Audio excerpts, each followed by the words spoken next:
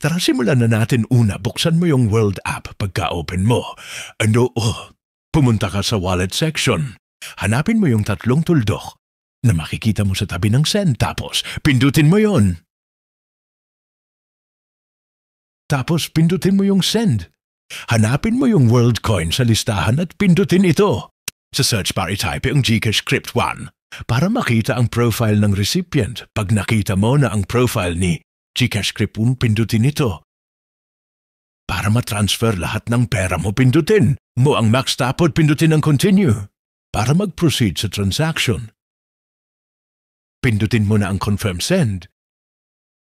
Lalagay mo na ngayon ang pangalan ng GCash account mo at cellphone.